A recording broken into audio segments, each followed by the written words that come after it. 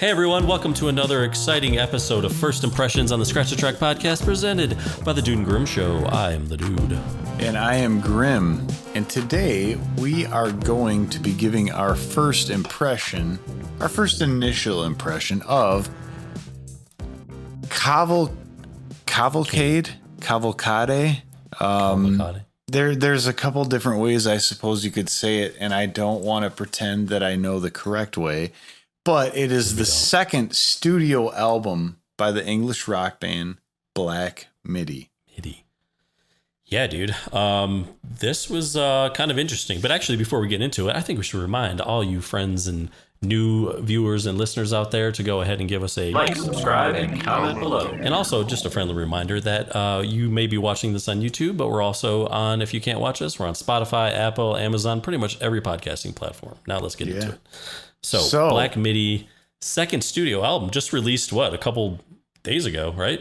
Yeah. Now, I think both of us would say the same thing with our little group text chat with producer, friend of the show, Forrest. He had been recommending the band Black Midi for some time. Yeah. And I did take him up on it and listen to their first album, Schlagenheim. And nice pronunciation. I guess I remembered the conversation when we talked about like what the music was like. And I for some reason, I remember him saying like it was kind of like post-punk-ish, influenced by stuff like Mr. Bungle, some prog rock. But when I listened to that album, it was really not what I was expecting. And I didn't really like get through the whole thing. So my apologies there, man. But stopped. But dude, when this album came out, I did listen to the whole thing, and I felt like my whole problem with going into Schlagenheim is that I had a different expectation in my mind of what it was going to be. But that shouldn't govern what I think of what it is, because it's actually really interesting and fantastic music. Yeah, I had not listened to the first album, and I just heard this. I've listened to it maybe 2 or 3 times over the past few days. On the first listen, when I put on the first track, I was like the music starts, and I'm like, oh, this is interesting. And then once he starts, I guess you'd call it singing. But the way it is, it's almost like spoken word in a way. Too. I know. The way it's really trippy, man. Yeah, it is. And I'll be 100% honest. I did not know what to make of it at first.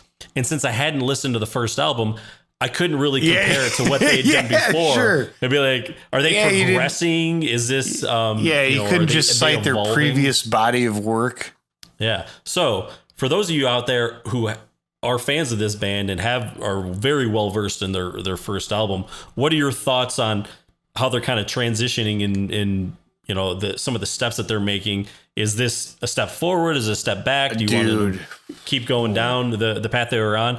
But I don't claim to be a super fan, but dude, it is a step forward in my opinion. I thought it was really is. So when I listened to it the first time, I think I needed to like absorb it and just really understand like what it was. And then the second time I was like, this is all right. And then I think I could only get halfway through. And then I got home from doing something and I put on the second half of it. And that really clicked with me. And I think I've listened to it a few times now. And I think I kind of do. It's only 8 songs. I know. It's about just over 40 minutes. And the last track on the album is like it's almost 10 minutes. So yeah, I've enjoyed it, and I will say it's very unique. They're unbelievably original. It's not for everyone. Dude, it is not for everyone. It is not for everyone. But dude, I agree. I was really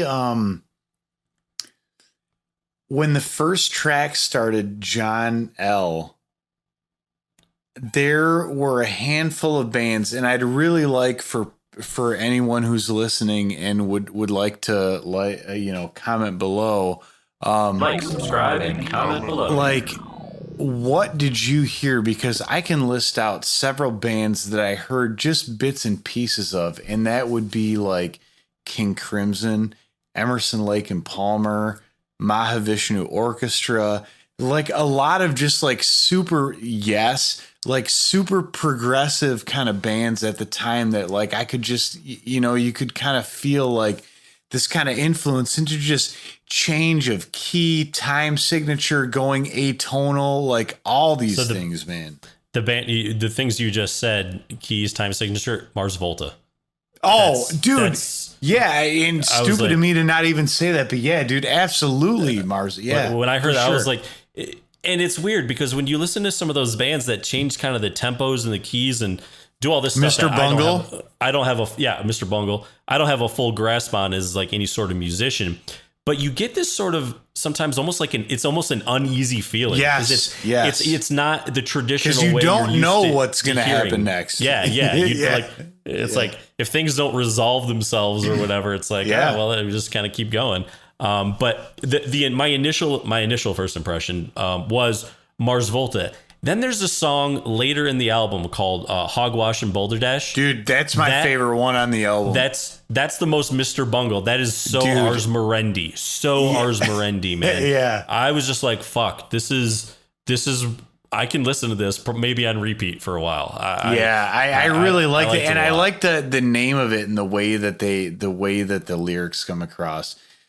And, of course, like I had mentioned earlier, John L., like that kind of got me in like real quick. As soon as I started listening to it, I was like, I'm in. Like, now, let me ask you, I have a feeling you didn't. Did you watch the music video for John L.? No, I didn't. No. Okay. So is it cool? Dude, it's fucking weird, man. But it's cool. It's got all these people in sort of these tight red spandex onesies. And they're like on this sort of stage area in a weird sort of place world. And they have these like choreographed dance moves and they're just kind of doing all this stuff. And it's like a decent number of people. And then there's I don't know if I want to call it like a god or an idol or something. And it's got like a pyramid with an eyeball in it, kind of like what's what's on our dollar bill. Yeah. And then, but the way they're dancing and stuff, it reminded me of, in Lebowski, when there's like kind of the acid trip sequence and they're all like dancing. Dude, it's almost kind of like that. I just came in to see what condition my condition was in. Yeah. It really reminded me of that. Dude, so I want to recommend that. Yeah, I would recommend checking it out. It was a very interesting, unique music video for sure. I will say I really liked Hogwash and Balderdash. The song that I really do like at the end though, and it's very unique, is Ascending Forth, which is it's like this 10-minute kind of drawn out acoustic thing, but I think I really kind of liked it. It completely changes the album. Some might argue it doesn't fit, but if you're going to put it someplace at the end of the album, it's a great place to put it. And now I didn't do like a musical analysis of this, but I think because one thing I think is interesting is it's written as ascending forth, like I'm going up and I'm going forward, right? Like that's what the words mean. Mm-hmm. But when he sings it, he said like everyone loves ascending forths.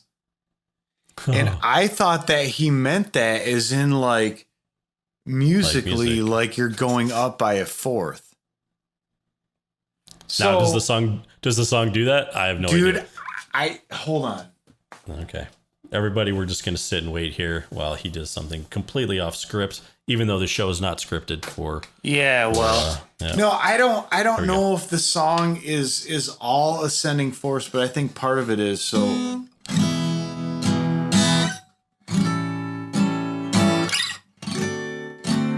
So you keep going up by fourths. It's just like a key change in music, and I felt like some of it did, but I'm just playing like easy seventh chords. I think the chord structures they're using are much more complicated and interesting to listen to, and that's where it has some of like that like jazz influence where I mentioned like Mahavishnu Orchestra. Sure. Yeah. So. I would just say I'd recommend this album to people if you're into any of those bands, especially, Bungle and Volta and some of the bands you mentioned, Grim. If you want something kind of weird and unique and that you haven't heard before, I would highly recommend this album. Dude, yeah. At least give it a couple of passes. It's pretty wild. It's pretty out there. I can certainly say I've not heard anything like it. And that's in a good way. In a good way. Now, one thing I do want to say too, just before we sign off, is just in the band's name, Black Midi. Now, dude, do you know what the term Black Midi refers to? I don't. Well, MIDI is what's called a musical instrument digital interface. So you can take a musical instrument and you can equip it with things and make it ready for MIDI. And basically what MIDI is going to measure is like whatever note you play and whatever like pressure value you put on the note, you know, because like you could play a piano like quietly or hard, right? Sure. So there's different levels of these things. And then all MIDI is a computer brain that has samples of different instruments, and whatever you play on your MIDI keyboard goes through, and then it sounds like an organ or a piano or any of this shit. Now, that's how it started. But what people soon realize is that with MIDI, you can have notation programs. So you could like write out musical notes, right? And then you can put them through MIDI, and it sounds like it's being played on the piano or by a string quartet or whatever. Okay. Now, what Black MIDI refers to is this idea that with MIDI compositions, the constructs of what a human can play don't fucking matter anymore. So like, dude, like in MIDI, you could put somebody to play, like I have 10 fingers. So theoretically, I could only play 10 notes at one time. Dude, what Black MIDI does is that it puts in this shit that like humans cannot physically fucking play.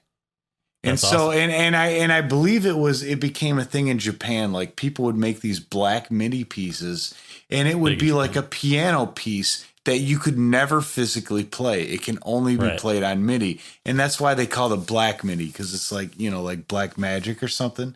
Yeah, I like it.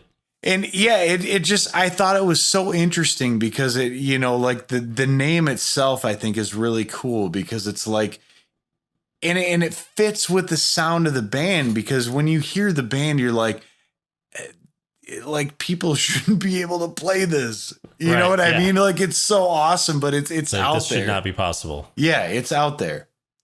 Definitely. It's definitely unique New York. That's for sure. Yeah. So anyways, tangent about Black MIDI. There you go. Just saying. Everything you wanted to know and more on the Dude and Grim Show. Peace. Presented by the Dude and Grim Show. Time to go. Scratch a Track is produced by the Dude and Grim. Additional music provided by Moore and the Tims. Copyright 2021. The Dude and Grim Show.